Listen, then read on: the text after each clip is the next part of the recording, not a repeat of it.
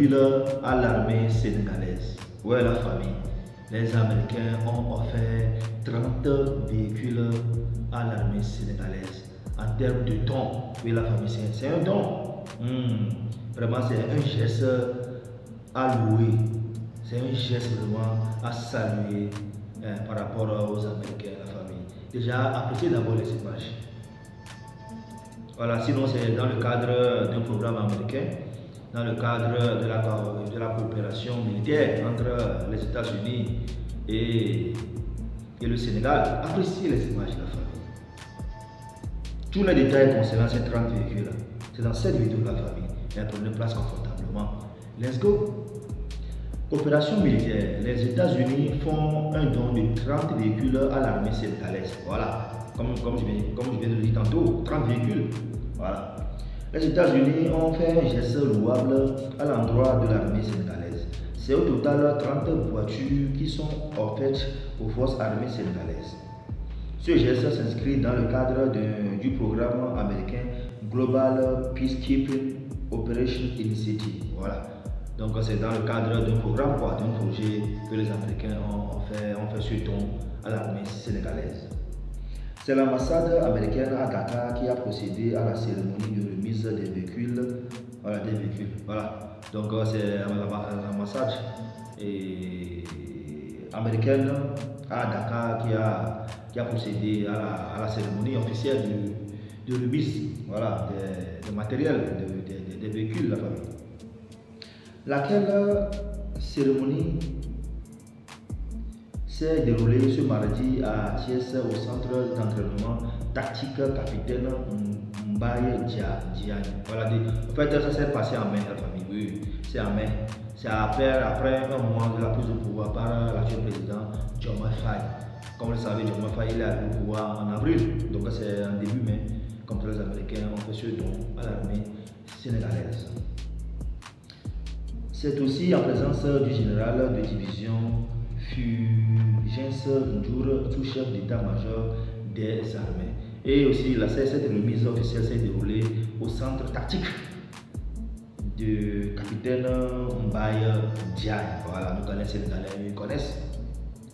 Les États-Unis saluent les services et les sacrifices consentis par les forces armées sénégalaises depuis plus de 60 ans, dans le respect des normes de professionnalisme les plus strictes, tout en accomplissant des missions particulièrement difficiles, a magnifié l'ambassadeur des États-Unis à Dakar, Michael Renner. Voilà, donc l'ambassadeur des États-Unis au Sénégal, son nom c'est Michael Renner. Voilà, c'est lui qui a présidé cette cérémonie. Donc il a loué, il a remercié, il a félicité le travail que bat chaque jour l'armée sénégalaise.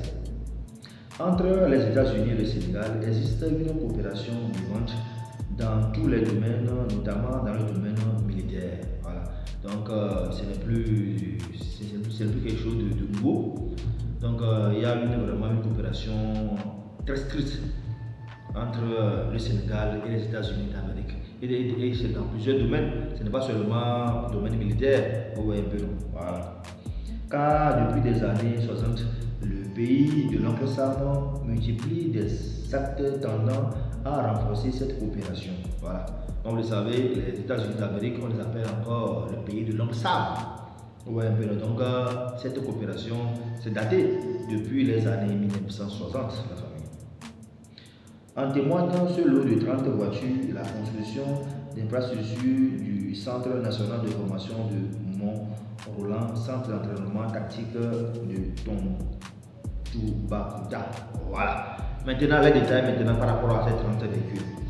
Ces voitures, en fait, sont réparties comme suit: 10 camions cargo Mitsubishi, 15 Land Cruiser et les 5 Hilux.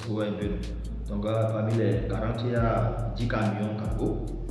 Il y a cargo Mitsubishi, marque Mitsubishi, 15 Land Cruiser et 5 Hilux, la famille. Voilà.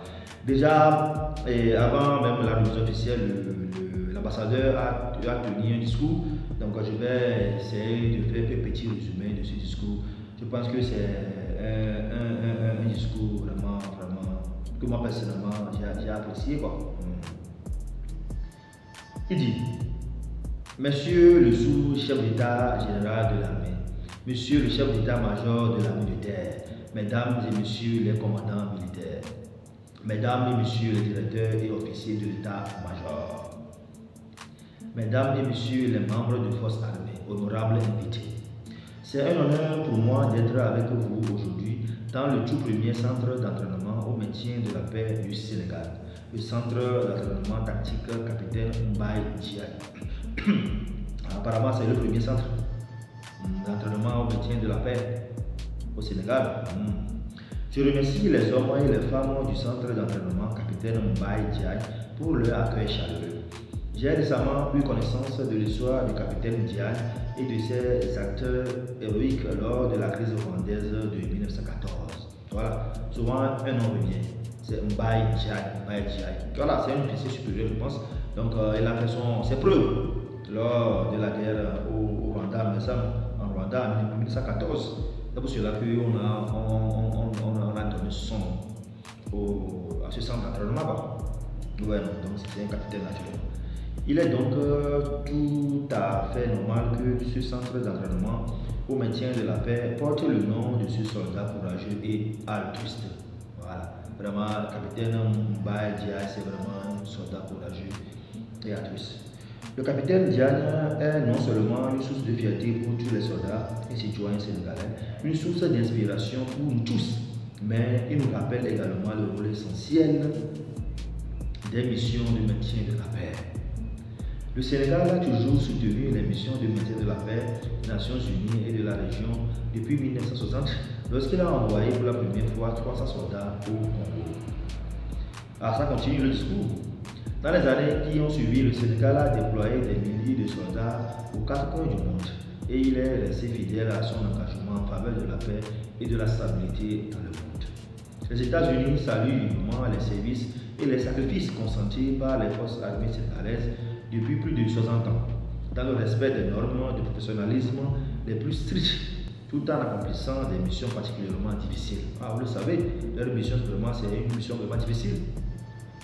C'est pourquoi le gouvernement américain continue d'accorder la priorité au soutien de la préparation au maintien de la paix du Sénégal par le biais de divers programmes de formation et d'équipement.